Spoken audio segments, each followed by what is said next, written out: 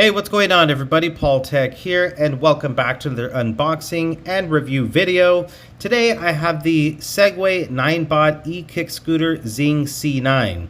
So I'm gonna go ahead and take you back to a week ago when the scooter did arrive. I'll go ahead and provide you with an unboxing portion of the video.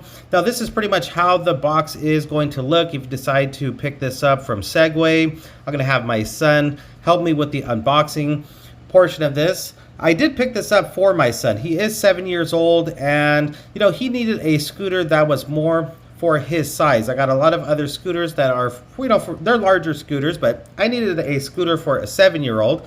I went with this one here.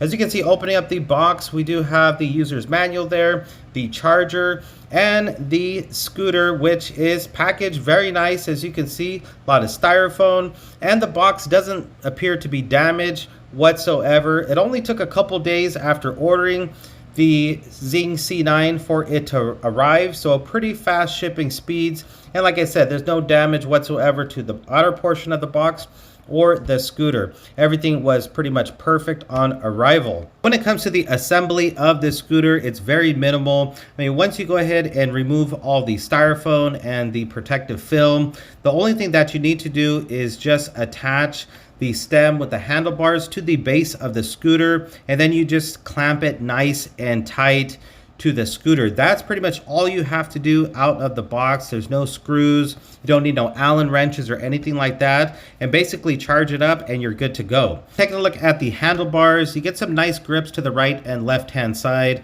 Again, my son's been using this scooter for the past week and he says the grips are nice and comfortable. The brake is working perfect, no issues. I didn't need to adjust the brake out of the box, and the brakes work really good. There is this QR code here that you are going to have to scan so you can activate the scooter. You'll scan that QR code, it'll take you to a website where it shares with you different tutorials on activation, installation, and user tutorial. So basically, out of the box, the scooter will be limited to 3.1 miles until activated. And then there is 3 different modes to choose from, which I'll share with you. Moving on to the right hand side, you are going to get your thumb throttle as well as the power button. So when you press down the blue button, which is the power button, there's an LED light which will activate on the deck. Now there is 3 modes that you can cycle through. You'll hear a single beep, a double beep, and then 3 beeps. So one is for a safe mode, which is 6.2 miles per hour. You have a cruise mode, which basically will just go at the speed that you are kicking the scooter and riding it. And there's a turbo mode, which will basically, you use the thumb throttle and it'll take you up to 11.2 miles per hour. Now this is a pretty zippy scooter. That 11.2 miles per hour does go pretty quick, so you definitely want to start on the safe mode and work your way up into cruise mode, into the turbo mode, until you feel comfortable riding this scooter. And to power off the scooter, all you got to do is just hold the power button down.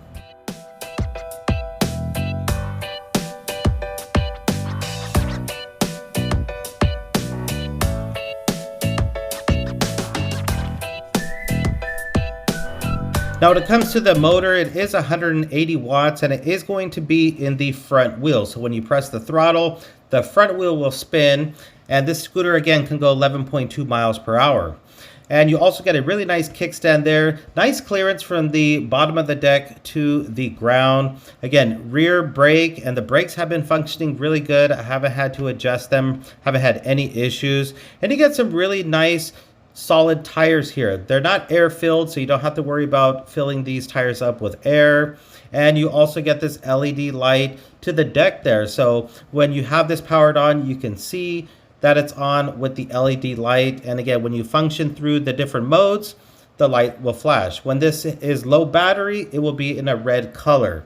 Now, when it comes to charging up the scooter here, it takes around 3 hours to charge from 0 to 100%. And basically you have this little flap right here which protects the charging port, and when your scooter is fully charged, the wall brick will be in a green color. You get a really nice grippy deck here. Now this grip tape is really grippy. I tried cleaning the deck for this video after we went riding, but the grip tape just grabbed onto the cloth that I was using, so I couldn't clean it. But This is very grippy. Your kids' feet will definitely stay on this deck. You're not going to have any issues there. And then you are going to get the rear fender that's covering the back wheel there. And there is a sticker there to remind you that you're not supposed to use that as a type of brake. Now, when it comes to the back rear fender, there's no type of brake light or light whatsoever. The only thing you have is this red reflector tape to the back fender. All right, so now I want to go ahead and bring you on a ride with us. That's my son Noah right there. He's 7, almost 8 years old, and you can see the scooter is a really good fit for him, and you can just see how well he can ride it for his age, his size. But yeah, let's go on a quick little ride and we'll tell you what we like and what we dislike about the scooter at the end.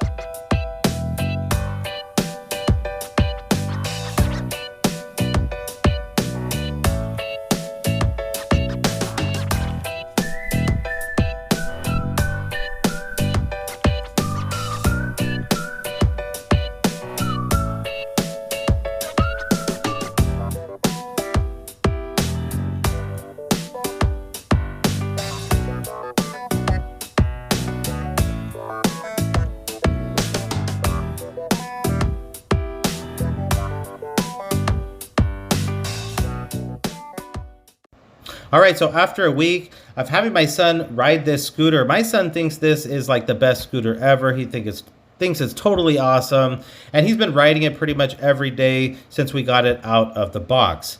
Now, Segway recommends this scooter for kids and teens, ages 8 years old and up. So my son is 7, but he is an experienced rider because, again, I review scooters. My whole family has scooters, so he's been riding scooters for a while now, so I feel comfortable with him being on it. Segway recommends this scooter for heights of 4'3" up to 5'3". It can handle a max load of 132 pounds.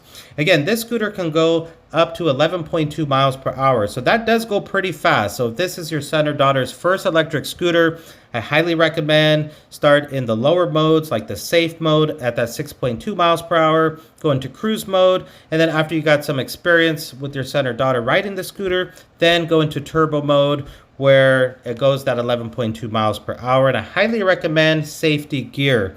Have your son or daughter wear a helmet always while riding this scooter. Maybe get some gloves, elbow pads, knee pads while starting off. Now, when it comes to folding this scooter here, it doesn't fold down like your traditional scooters. There's no folding mechanism, but you do have to open up the clamp here for folding this scooter. So what you want to do is open the clamp. There's a button there, and then you remove the stem from the base of the scooter, and then you can basically fold the scooter like that. So I wanted to point that out, that there's no like folding mechanism like you might be used to on some other scooters.